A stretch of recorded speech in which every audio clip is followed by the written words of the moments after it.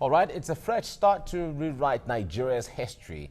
Is being pushed for by 71 legislators of the House of Representatives who are calling for a constitutional amendment to change Nigeria from the presidential system of governance to the parliamentary system of governance that was in practice in the First Republic. Yes, indeed. And the legislators say compelling advantages of the parliamentary system of government are the driving force behind their vision.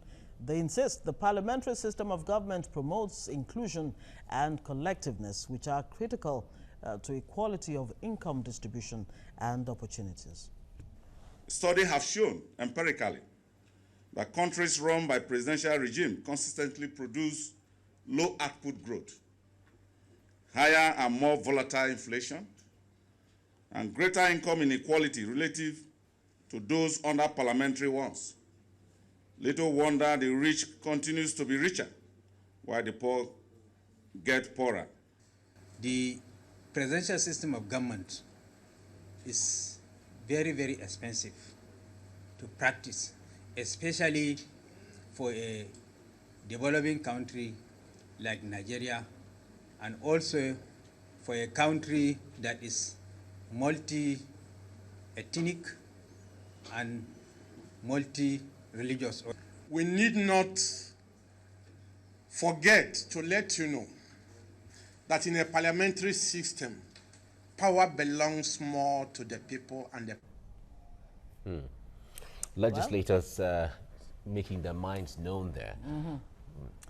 Well, if Nigeria eventually adopts the parliamentary system of government, it will not be the only African country that practices it. Ethiopia, Mauritius, South Africa, Botswana, Zimbabwe, and Somalia all practice the parliamentary system of government.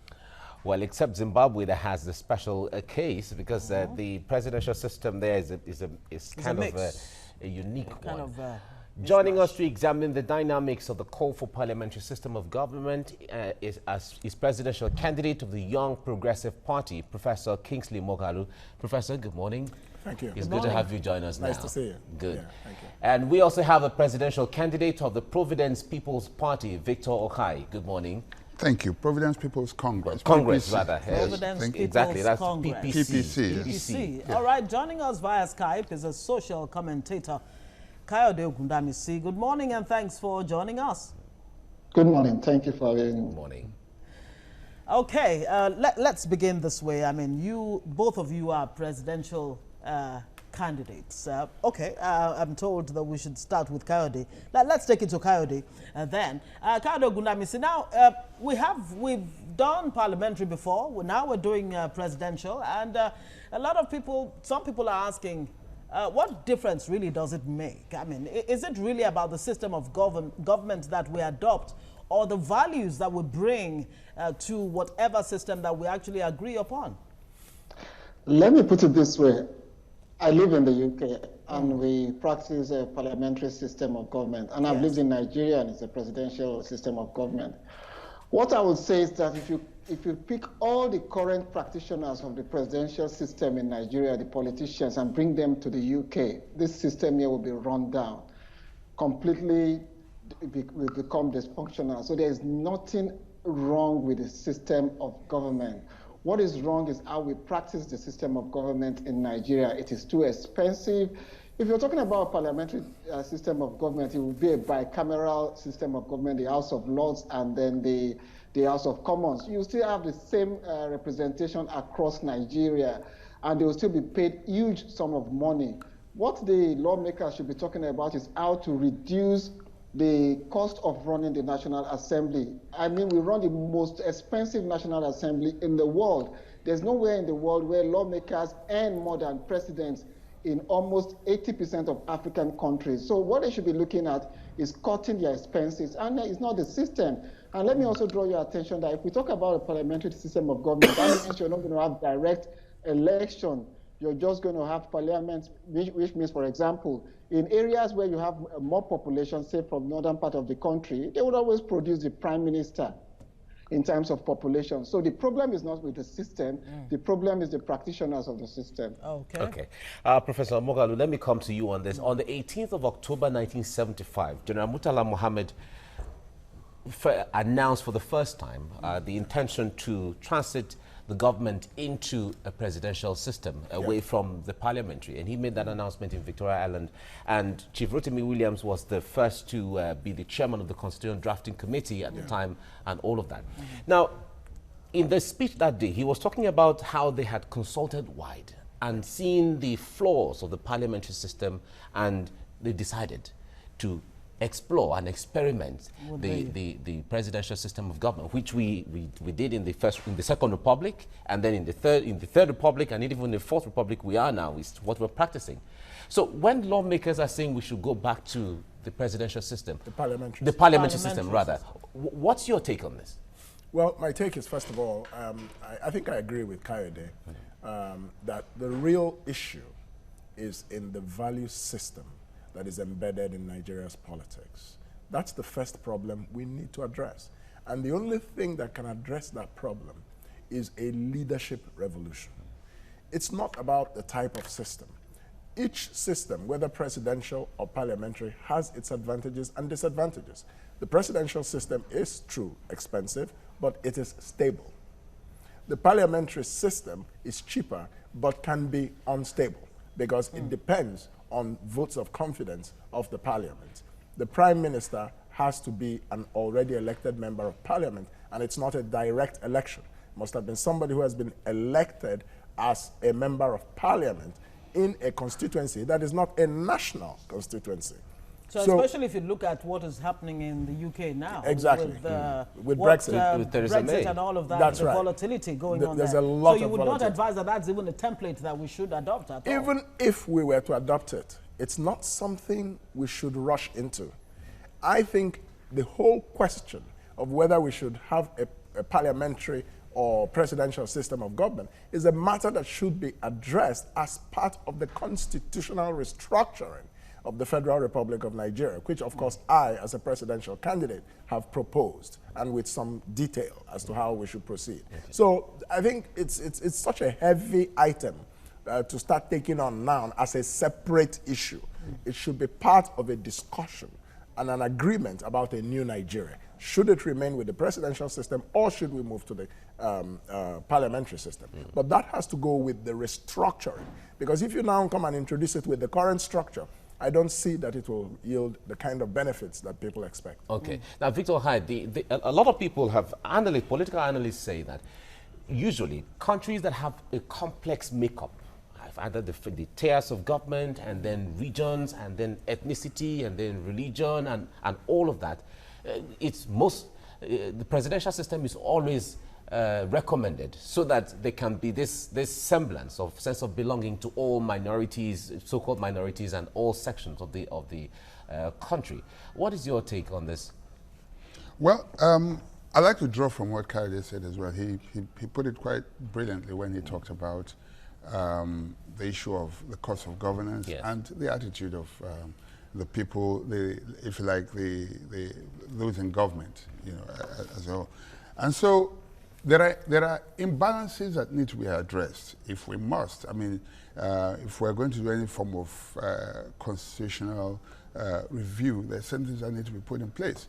You mentioned, I think, the issue of an imbalance in perhaps lopsidedness in maybe one group being dominant over the other. And so what we need to do is in reviewing the Constitution and in addressing some sort of, or doing some sort of restructuring, all of these fears have to be brought in place. Not a situation where one group is dominant over the other. And so, for instance, as a party, we are thinking about the situation, and we're looking at this quite seriously as well, where if you're talking about some sort of constitutional review or restructuring, you have to be able to restructure in such a way that there's an equitable distribution, not necessarily along population lines, because data has been there's no reliable data for population in this country. We've seen cases where they say people use palm kernels, and I'm sure you've heard the story, to,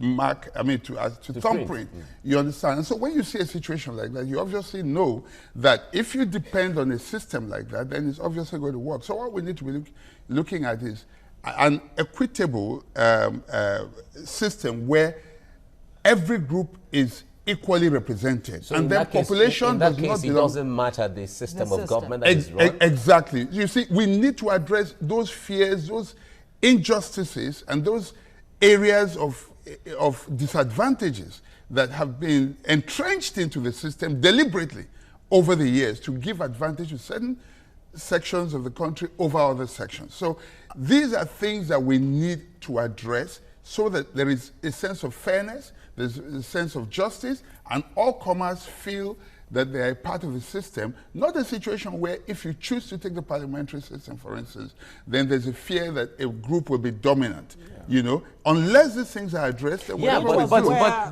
those are the fears in the first place that made Nigeria think, okay, let's go to a presidential system so that everybody has a sense of belonging. That is Professor Moghalu, yes. That is why I think that as intelligent and as I think, you know, laudatory as the recommendation is, it is at the surface of the problem. The real problems of Nigeria are far more fundamental. And we need to address those problems and stop running from system to system without looking at ourselves first. This country, is it a nation? Nigeria is not yet a nation. It's just a country and a broken one, as I have often said. So we need to look more at addressing the real fundamental issues, which I think constitutional restructuring will do. The injustice, the instability, the fears of marginalization. What is the national question? What is the basis of being a Nigerian? Is it because you come from an ethnic group or an ethnic nationality, or is it because you carry the political identity of Nigerian citizenship, which is what I recommend? Because if you continue to base our being Nigerian on ethnic nationalities, it's more divisive rather than unifying. Okay, let me take it to Kayode Ogundamisi there via Skype. I mean, we have practiced the same parliamentary system of government. Of course, all you three gentlemen seem to agree, you know, that it's really not about the system, but, you know, the people who actually run the system, you know, more or less. We need to change that. We ran a parliamentary system of government, and it did not stop the 1966 coup from happening. And the basis of that coup was nepotism. They talked about corruption, economic injustice, you know, ethnic sentiments, and all of that. And then we went in the way of presidential, and we're still saying the same thing. Yeah, it means we're used to running away from the problem, from the issues in Nigeria. We actually know the solution. We have the solution. What we don't have is how do we proceed? In our country now, every part of Nigeria now agree there is the need for a sovereign national conference or a review, or constitutional review, or readdressing the lopsidedness in our country. Almost all the major political parties, or almost all the political parties, agree that there are segments of our country who do not have a sense of belonging. Almost everyone is talking about the national question and how to move Nigeria forward. The problem we have is how do we do it? So how do we do it? We have had the national conferences, we've had the confabs, and how do we do it? There are very simple fruits that we can capture. Say, for example, the issue of state police. You know, nothing stops the current lawmakers and the executive agreeing on devolving a police that reflects the diversity of our country, where local policing will be made. The vice president, for example, said he supports local police and devolving national police. But the lawmakers are not doing anything about it. They mouth it, but they won't do it in practice. So all we need is legislation that will be tabled before all the political parties, and there will be bipartisan approach to resolving our crisis. But once you politicize these issues, you will never go forward, because all these talks are campaign strategies by major political parties. But if they all agree that we have a huge problem here, we will be able to resolve the issues confronting us as a nation. The problem is the practitioners must be sincere about moving the country forward. And I'm actually glad that right now we're not having people from other parts of the country objecting to the fact that we need to address the national question in our country. All we need is just a sense of a purpose and a sense of sincerity in practical terms. Okay, let me come back to you, Professor Moghalu. The population is a factor, one way or the other. If you look at many of the African countries who were under British rule, most of them practice, most of them have left to practice the presidential system right now. Yeah. Except for maybe South Africa that has a mix of, uniquely mixed kind of a parliamentary system and then the presidential system, all inclusive one way or the other, and then a few others. But the population of Nigeria, do you think is a factor that is making Nigeria not to move forward towards being able to handle some of these things expeditiously? Because recently, Senegal, was it Senegal? I think Senegal was able to, move from bicameral legislation to unicameral. Yeah.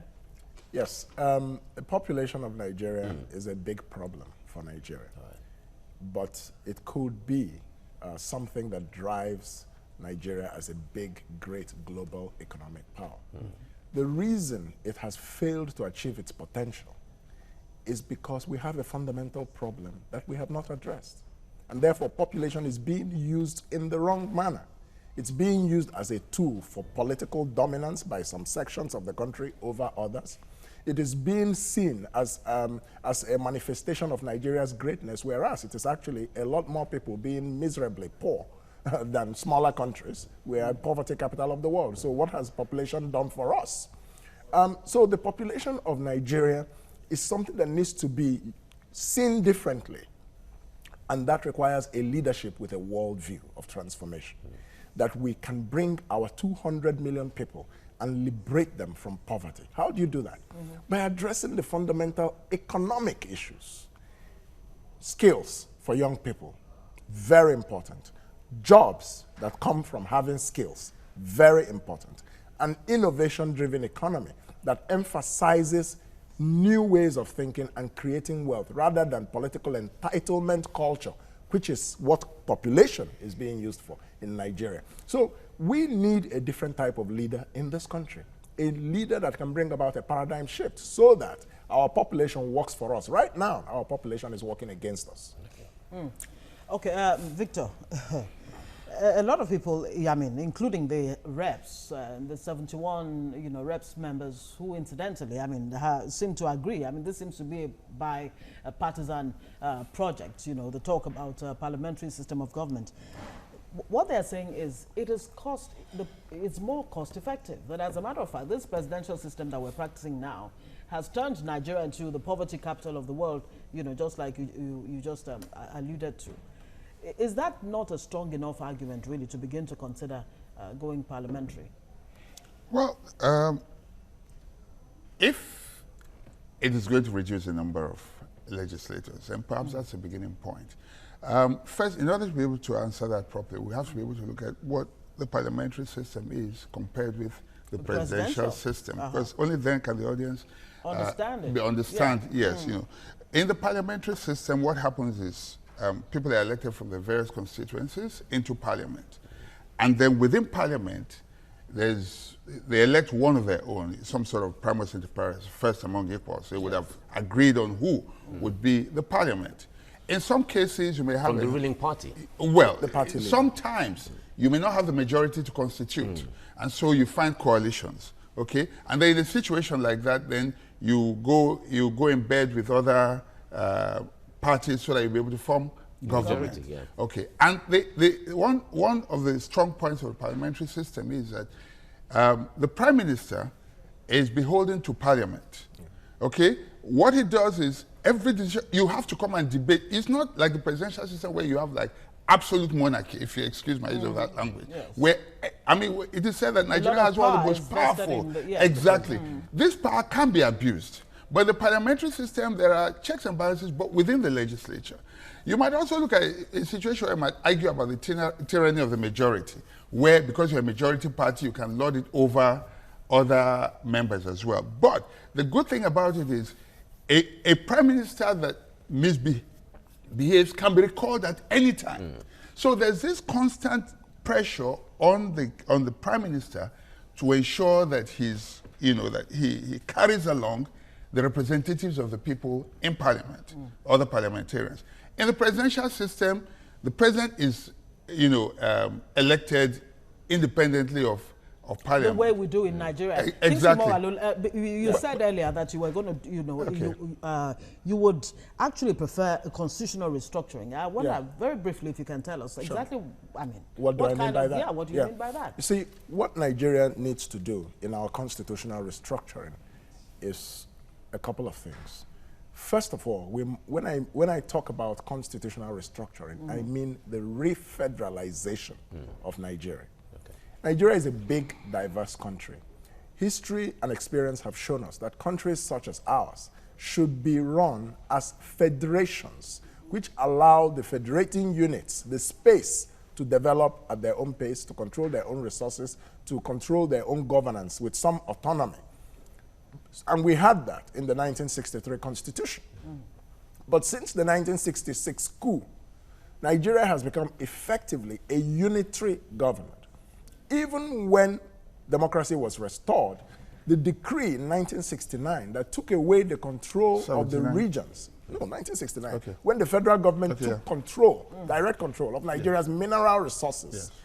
See, that decree has not been affected in any substance. So the resources, the mineral resources in this country go directly to the federal government. That is antithetical to the idea of a federation anywhere in the world.